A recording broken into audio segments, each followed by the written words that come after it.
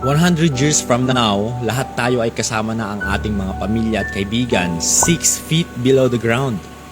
Lahat ng mga pinaghirapan nating abutin sa mundong ito gaya ng bahay, kotse, mga negosyo, mga ari-arian, pera, ay iba nang makikinabang ng mga ito at malamang pwede nang itapon or sira na ang mga ito. Mga descendants natin ay hindi na rin tayo maalala. Ikaw, kilala mo pa ba yung tatay ng lolo mo? Malamang hindi na. What I'm trying to say is, we focus too much sa kung anong mabibigay ng mundong ito na nagbibigay ng stress sa atin lalo pag di natin ito maabot or ma-achieve. It's not bad to pursue those things, but we have to remember that everything the world can give us is temporary. The only eternal that we can have is life through our faith in Jesus.